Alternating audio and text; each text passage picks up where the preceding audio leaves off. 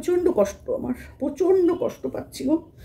চোখ দিয়ে না জল আমার বন্ধ হচ্ছে না। কি করি বলো তো, কি করা যায়? আমার এই কষ্ট কেউ বুঝছিলে না, কেউ বুঝলে না তোমরা। কিসের কষ্ট আমার, কিসের কষ্ট? না না, কোনো ভিউজ টিউজের কষ্টের জন্য এখন আমি আসিনি গো, এখন আমি আসিনি। আমি শুধু কি করবো, আমার সোনা দিদিভাইয়ের জন্য কষ্ট হচ্ছে। আমার সোনা দিদিভাই এত কাঁদছে, এত কাঁদছে, আমি পাগল পাগল লাগছে আমার নিজেকে। সত্যি বলছি, বিশ্বাস করো, সোনা দিদিভাইয়ের কান্না আমি দেখতে পারি না গো, একদম দেখতে পারি না। কেন কাঁদছে সোনা দিদিভাই? হ্যাঁ, কেন কাঁদছে? আজকে তার চোখের জল কে ফেলালো? কে? কার এত বড় সাহস? না না না না, আমি এই সহ্য করতে পারবো না। সোনা দিদির চোখের জল আমি একদম সহ্য করতে পারছি না। এই সোনা বনুরা না, এত অসভ্য সোনা বনু। হ্যাঁ, এই সোনা বনুরা এই সোনা দিদিকে বুঝলো না, বুঝলো না, বুঝলো না। মা হয়নি কিন্তু বাচ্চাদের নিয়ে এ হাতে এ হাতে এ হাতে এ হাতে লোপালুপি করতে পারে যে দিদিভাই, তাকে এরা কাঁদালো। তাকে এরা কাঁদালো। ছি ছি ছি ছি ছি ছি, কী আর বলবো বলো।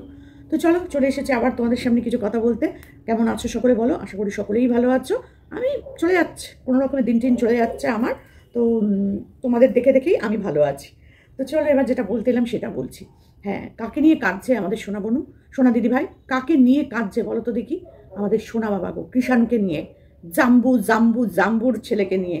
জাম্বুর ছেলে। চারটিখানি কথা। মাসি, মায়ের থেকে মাসির দরদ বেশি, এই জন্যই বলে, এই কারণেই বলে। মা দেখো উইরা উইরা উইরা উইরা বেড়াইতেছে, মার কোনো হুঁশ নাই, কিন্তু দেখো মাসি কেঁদে কেঁদে কেঁদে কেঁদে ভাসিয়ে দিল। কি করব বলো আমরা, কি করব?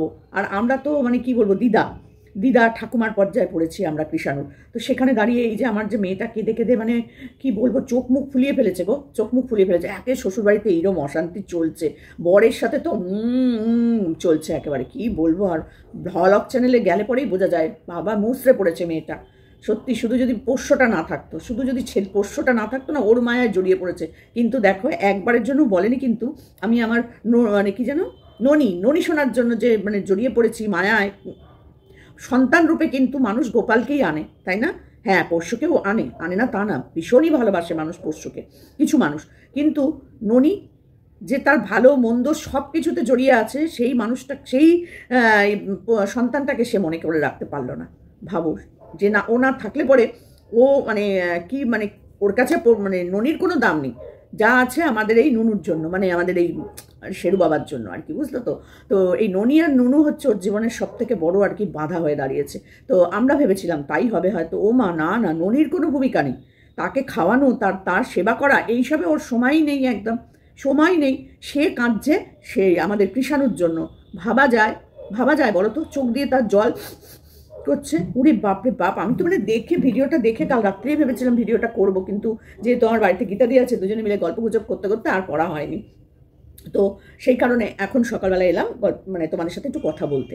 বাপরে বাপ, এই ন্যাকামো কতক্ষণ ধরে যে দেখতে হবে, কতদিন যে আর এই ন্যাকাকে দেখতে হবে তা কিন্তু জানি না বাবা, সত্যি বলছি।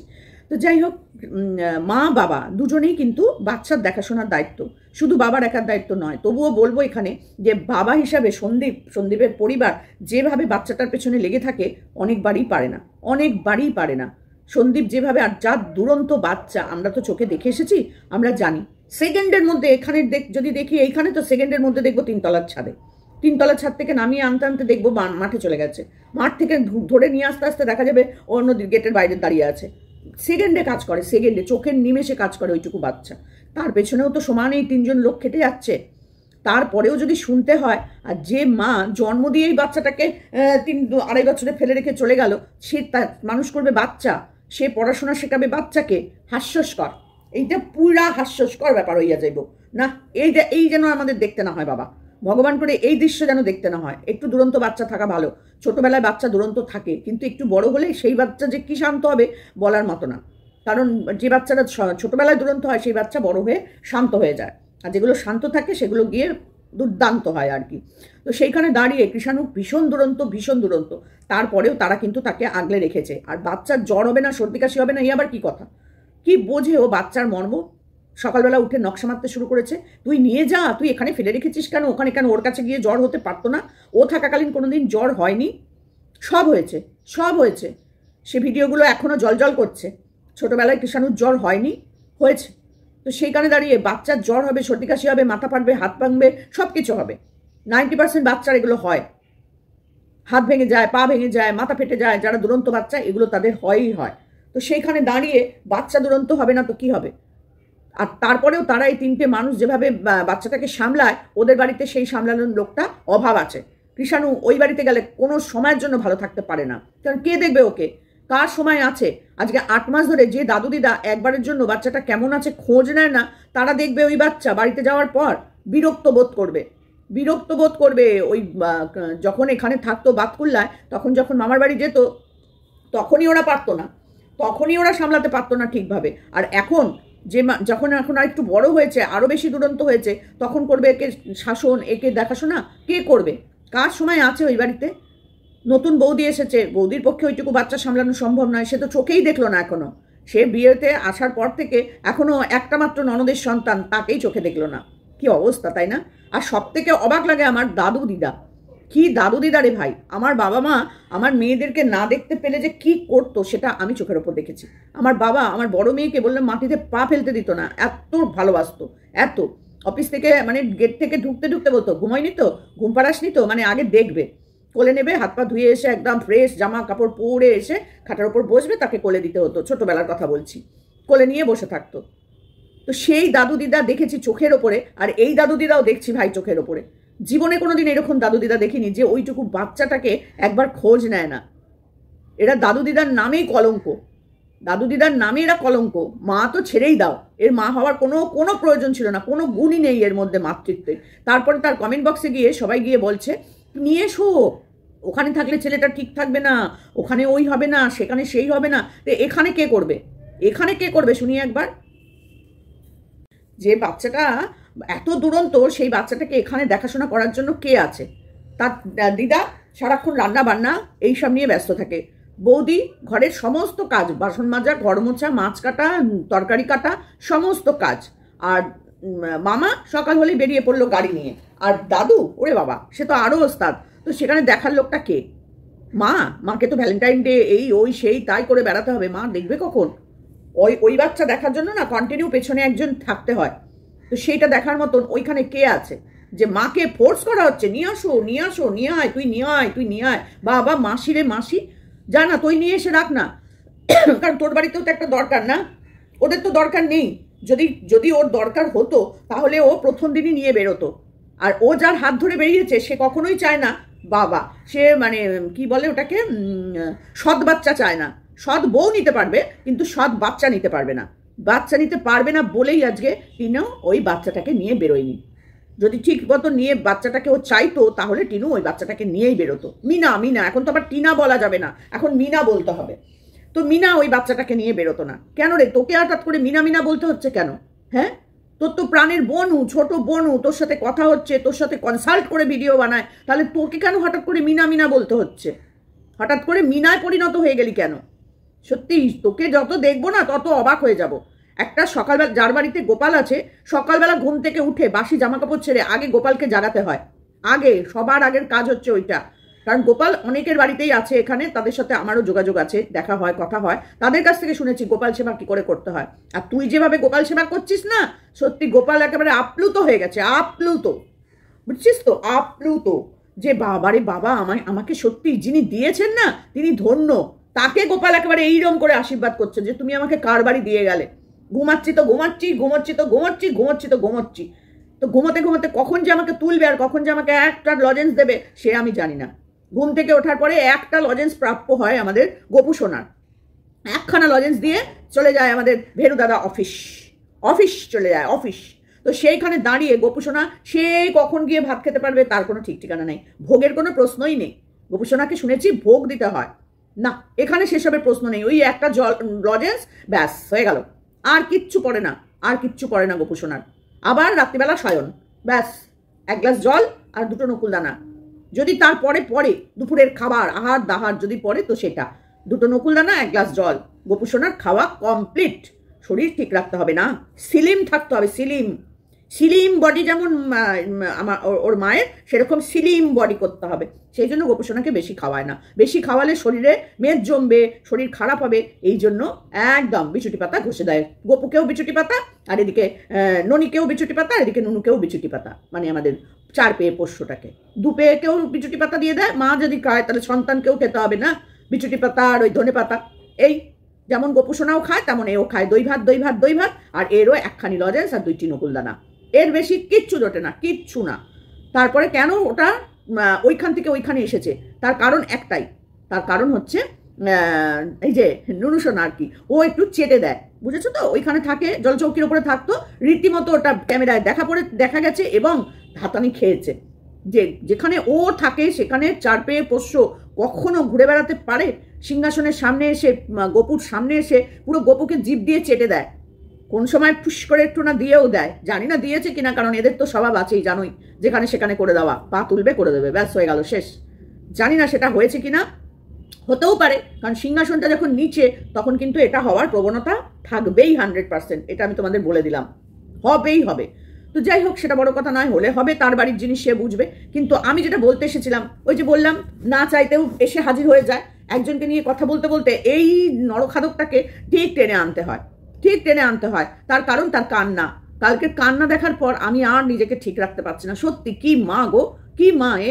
দেখো তো মাসি পাচ্ছে না, থাকতে পাচ্ছে না, জাম্বুরা ওকে মানুষ করতে পারবে না, যতক্ষণ এই মা না নিয়ে যাবে ততক্ষণ ওই বাচ্চা ইমিউনিটি পাওয়ার বাড়বে না। তা এ তো মার কাছে ছিল, এ তো তার মার কাছেই যে থেকেছে, অন্য কারোর কাছে বড় হয়নি, শুধু বাবার কাছে বড় হয়নি, মার কাছে থেকেছে, বোন দুখানা বোন ছিল, সবই ছিল। তো তার কেন জন্ম থেকে ইমিউনিটি পাওয়ারটা কম হলো? মা খেতে পায়নি তাই? তারপর তাকে তো খাওয়ানো হয়েছে, এমন তো না যে সে খেতে পায়নি। না, আমাদের এখানে কৃষাণু খেতে পায় না, একটা মাছ দেওয়ার পর আর মাছ দেয় না, 2 পিস মাংস দেওয়ার পর আর 1 পিস মাংস দেয় না, বাচ্চাটাকে ফল খাওয়ায় না, বাচ্চাটাকে দুধ খাওয়ায় না, বাচ্চাটাকে না খেয়ে ঘুমিয়ে পড়ে, বাচ্চাটা মানে কি বলে, কিছুই খেতে পায় না, কিছুই হয় না, কিছুই করে না। কি বলবো বলো? তা তুই একটু নিয়ে যা, বুঝলি, তুই একটু নিয়ে যা, কারণ তোর তো আবার বেশ সুন্দর খাওয়া দাওয়া, আমন্ড থেকে আরম্ভ করে, খেজুর থেকে আরম্ভ করে, আখরোট থেকে আরম্ভ করে, ক্যাডবেরি সব থরে থরে সাজানো থাকে ঘরে, তাই না? তুই একটু খাওয়া, তুই একটু বাচ্চাটাকে নিয়ে আয়, মাসি তো, মাসি মায়ের থেকেও বেশি, তা তুই একটু নিয়ে এসে কর, তাহলে আমাদেরও চক্ষুটা জোড়ায়, শান্তি পায় যে না, বাচ্চাটাকে দেখাশোনা করার জন্য অ্যাটলিস্ট জাম্বুর শালি তো আছে, ঘরবালি না থাকুক, আধি ঘরবালি তো আছে, তো সেইখানে দাঁড়িয়ে তুই একটু কিছু কর। এত টুনটুনিকে এত জ্ঞান না দিয়ে তুই নিজে কাজটা কর, যে আমাকে দিয়ে দে বাবা, আমাকে দিয়ে দে, কারণ তুই যেভাবে মানুষ করতে পারবি টুনটুনি সেভাবে পারবে না, একদম পারবে না। আর সন্দীপ বাবা হয়ে কি করতে পারছে এখন? আবার সে নাকি প্রেম করতে বেরিয়ে যাচ্ছে, বিয়েই করে ফেলবে, কি অবস্থা, এখনো ডিভোর্স হলো না, বিয়েই করে ফেলবে, আর এইদিকে মেয়ে নিয়ে ওই নিয়ে সেই নিয়ে কফি পার্লারে এখানে ওখানে ঘুরে বেড়াচ্ছে, বাচ্চা পড়ে আছে, মা একদিকে নেচে বেড়াচ্ছে, বাবা আরেকদিকে নেচে বেড়াচ্ছে, কি অবস্থা বল? সত্যি এই মাসি যে হয়ে তুই যে এত বড় একটা কাজ করছিস না, এর জন্য মানে কি বলবো তোকে, হ্যাটস অফ তোকে। সত্যি এত যে তুই এই বাচ্চাটার প্রতি হলি, কিন্তু আয়ুষের প্রতি তোর এরকম কষ্ট হলো না কেন? আয়ুষ তো একটা অসুস্থ বাচ্চা, তার প্রতি এরকম হলো না কেন? তাকে যারা মানুষগুলো একটু সাহায্য করছিল, তুই সেই সাহায্যটাও বন্ধ করে দিবি, তুই এত বড় বজ্জাত, যেহেতু তুই পিয়াকে দেখতে পাচ্ছিস না, পিয়া তোর এগেনস্টে কথা বলেছে, সেই জন্য ওই অসুস্থ বাচ্চাটার তুই চিকিৎসার খরচটা ও বেচারা তুলছিল, তুই সেটা বন্ধ করে দিলি, প্রত্যেকটা মানুষের মাথার মধ্যে ঢুকিয়ে দিলি কেন পয়সাটা নিল, কেন চিকিৎসা, ওই টাকায় চিকিৎসা হবে না, ওই টাকায় ওই হবে না, ওর টাকা ফেরত চাই, জমি বেচো, শ্বশুরকে বলো শাশুড়িকে বলো করে লোকের মাথা ঘুরিয়ে মুড়িয়ে বন্ধ করে দিলি মেয়েটার এই ভালো একটা কাজকে। তার সন্তানের চিকিৎসাটাই হিসাব মতন তুই বন্ধ করে দিলি, ঠিক মতন সে করতে পারবে না, ঠিক মতো করতে পারবে না, বুঝেছিস? কিন্তু তুই কিন্তু টাকা তুলেছিস, যে টাকাগুলো নিয়ে তুই লড়বি, আইনের পথে যাবি, কোর্ট কেস করেছে তার বিরুদ্ধে তুই লড়বি। ভেবে দেখ কেন করলো তোর বিরুদ্ধে কেস, সেটা আগে ভেবেছিস কখনো? যে আমি নোংরামো করেছি বলে আমার বিরুদ্ধে কেস করেছে, আর তাদের বিরুদ্ধে লড়বো বলে আমি পাড়ার লোকের থেকে টাকা চাইছি। বাহ, তোর মতন বুদ্ধির মানুষগুলোই তোকে টাকা দিয়েছে, তোর মতন যারা নোংরা জিনিসকে সাপোর্ট করে তারাই তোকে টাকা দিয়েছে, কোনো ভদ্রসভ্য মানুষ তোকে টাকা দেয়নি, বুঝেছিস? আর পিয়াকে যারা দিয়েছে তারা বাই হার্ট দিয়েছে, কারণ তাদের সন্তান আছে, একটা সন্তানের মর্ম তারা বুঝেছে বলে দিয়েছে। আর তুই সন্তানহীনা একটা মহিলা, তুই মাথার মধ্যে ঢুকিয়ে দিবি লোকের ও চিকিৎসা করাবে না, ও ভবিষ্যতের জন্য এই টাকাগুলো গুছিয়ে রাখছে। তারপরে কতটা বদমাইশ তুই ভাব, তুই অন্যায় করে কেস খেয়েছিস, সেই কেস লড়বি বলে লোকে তোকে টাকা দিয়েছে, আর একটা বাচ্চার জীবনের সম্পর্ক যেখানে ওই টাকাটা, সেই টাকাটা তুই বন্ধ করে দিয়েছিস। কত বড় বদমাইশ তুই, শুধু সেটা ভাব। আর এদিকে সোনা বাবাকে নিয়ে যাওয়ার জন্য তুই ওই মেয়েটাকে উস্কাচ্ছিস, নিয়ে গিয়ে কি করবে ও, কি করবে? ওই বাচ্চাকে সামলানোর দায়িত্ব ও নিতে পারবে? ও জন্ম থেকেই নেয়নি, তখন থেকেই ওর ঠাকুমা ওকে দেখে। তুই কি জানিস? ওদের ভিডিও দেখতিস যে তুই জ্ঞান মারতে বসেছিস? জ্ঞানটা একটু কম মার, বুঝেছিস? জ্ঞানটা কম মার, কারণ যে যে শক্ত হাত ধরে বেরিয়েছে না ওই কুটকুটুনি, সে বাচ্চা না নিয়ে বেরিয়েছে, তার কারণ আছে। কারণ সে বলেছে তোমার ওই বাচ্চা আমি কিন্তু দেখবো না, তোমায় দেখবো কিন্তু তোমার বাচ্চা দেখবো না। না হলে কোনো মা 8 মাস ধরে বাচ্চা না দেখে, না কথা বলে, না কোলে নিয়ে ঘুরে বেড়াচ্ছে, ফুর্তি করছে, তাকে কে সাপোর্ট করবে? তোদের মতন এই নোংরা মহিলাগুলো তাকে সাপোর্ট করে। তোদের মতো এই নোংরা মহিলাগুলো ঘর ছাড়ানি পর বলানি ওরাই করে, বুঝেছিস তো? ব্লগ চ্যানেলে এসে ঘর ছেড়ে দিতাম, বাড়ি চলে যেতাম, ওই করতাম সেই করতাম, রাখ তোর কথাবার্তা। তো চলো বন্ধুরা, এখানে এইটুকুনি বলা ছিল যে মাসি খুব দুঃখ পেয়েছে, মাসির দুঃখে কাতর হয়ে গেছে ওর বন্ধু বান্ধবেরা, শুধু লিখে যাচ্ছে নিয়ে আসো বাচ্চাটাকে, নিয়ে আসো, ওখানে থাকলে হবে না, ইমিউনিটি পাওয়ার কমে যাবে। তোর কেন ইমিউনিটি পাওয়ারটা এই বয়সে এসেও কম? গান্ডে পিন্ডে তো গিলছিস, তা তোর কেন হচ্ছে না? হ্যাঁ, পেটের রোগে তো আগে হেগে গিয়ে তো ভরাতিস, এখন তোর হাগা বন্ধ কেন বলতো? ওই দিল্লি থেকে ধনেপাতা ঘষে এসেছিস বলে, না হলে তোর এই হাগা রোগ কমাতে পারতো না কেউ। এই যে সবার থেকে টাকা পয়সা তুলে যে করলি চিকিৎসা, তাতে তোর বন্ধ হলো এই এত বছর বয়সে এসে। তাহলে ওইটুকু বাচ্চার জ্বর হবে, কাশি হবে, পা ভাঙবে, হাত ভাঙবে, এটা খুব ন্যাচারাল ব্যাপার, খুব ন্যাচারাল। তুই জানবি কি করে এসব? তুই জানবি কি করে? যা জানিস না তাই নিয়ে ভটর ভটর করতে আসবি না, বুঝেছিস? চলো বন্ধুরা, এটুকুনি বলার ছিল। যেমন মা তেমন মাসি, মা আর মাসি একেবারে, এ বলে আমায় দেখ, ও বলে আমায় দেখ। বাপরে বাপ, কি মাসির কান্না রে বাবা। চল ফোট এখান থেকে।